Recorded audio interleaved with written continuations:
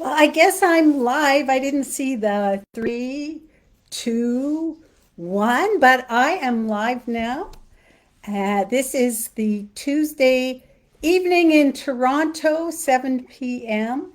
Live that I am doing every Tuesday. And I'm going to just be honest with you. Today, I really felt like I didn't, not that I didn't want to do it, that I'm not in the right space because got some, I got an email from somebody that really hurt me about an hour ago. I don't get these kind of messages very often, and I know this is somebody that is draining my energy. And one of the things about being an energized achiever is to find those things and remove them. So this live is actually a little bit therapeutic for me because it's giving me an opportunity to remind myself about removing those energies that are not serving me. And this one and the relationship that with this person is definitely not serving me. And it's like, ooh, I wonder what that's about. But I'm not going to go any further than that. So let's just get into the what I wanted to talk about and put the energy aside from this person because I will deal with that. But I wanted just to say last week we talked about this whole idea of when your energy isn't, when you're doing a, look, I can't even think. Okay. When we are doing something that is we get this I work better under pressure. That whole idea of working better under pressure is one of those things that is like, wow, I never really thought about it, but maybe this is energy that isn't serving me. And I always thought that I was just really good because I could work under pressure. But now I realize that that isn't the maybe the best thing. And so I wanted to talk about as well some 5 things that I notice for me that are really indications that I'm in stress energy. And the first one is what we talked about last week, and that is I work really well under pressure.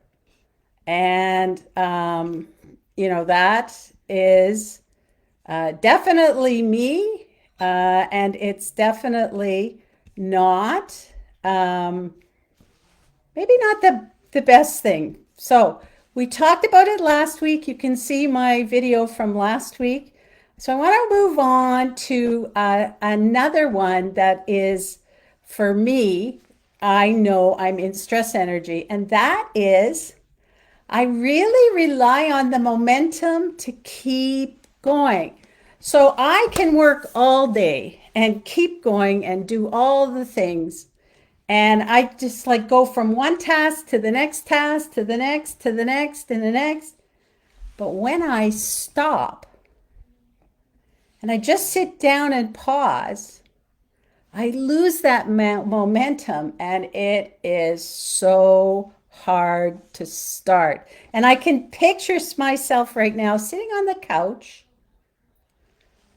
And it's like, okay, I got to get up because I got stuff to do. And it's like I'm glued to the couch. It's like I've got a lead balloon holding me down.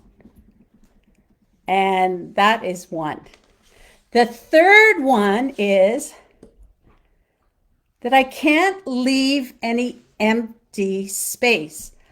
Have you ever been in a situation where you have a deadline, like you're going to be leaving the house in 10 minutes or leaving the house in 5 minutes.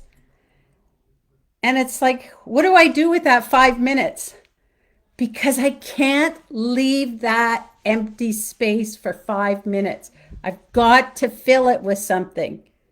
And then what happens to me when I do that is that 5 minutes, oops, it turns into 10 minutes and then I am late. Because I had to squeeze something in. I couldn't leave it empty. And when I used to commute into downtown Toronto every week on our commuter train, it's called the GO train, I used to be one of the only people that was working on the train. Everybody around me was sleeping morning and night. All the commuters coming in and out of downtown for work, 90% of them were sleeping on the train. Just sleeping. But me, I got on the train, I got my seat, I brought out my computer and I worked until I got to my stop. Because I couldn't sit. I couldn't just sit and do nothing. So you can't leave empty space for just nothing. Do you have that happen to you?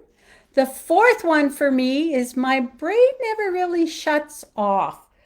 When I'm driving, I'm thinking about things. When I'm walking the dogs, I'm thinking about things and what's going to happen. And I don't do this a lot, but I know a lot of my former colleagues would actually be sleeping and thinking about things and end up waking up at 3 a.m. in a dead sweat, like, I forgot to do something, or I need to put this on my to-do list, but always thinking, always planning, always got the to-do list going. Now, I'm not the best with to-do lists. I write it all down, and then I don't have time to get back to it. But a lot of women are very adept at the to-do list. And the fifth one is,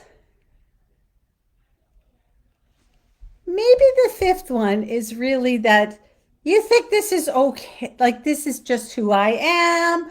I'm somebody who does better under pressure.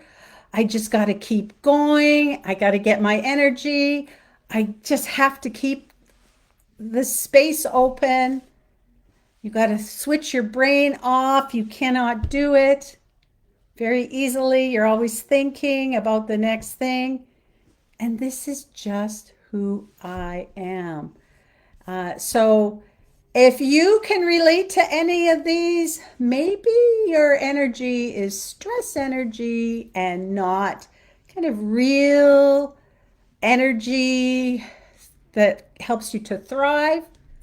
And so we're going to talk going forward about how we can make some changes, not to add anything to our life, because we don't want to add anything. We're busy already. But to make some changes to shift and reorganize that energy. So for me, one of the first things is to get rid of that energy, that person that is draining my energy, because that is not a good thing. And I would love for you to put a comment. What is it that you relate to when it comes to stress energy, some of the things that you experience for yourself, for your energy? I would love to hear and let me know what you think of being an energized achiever.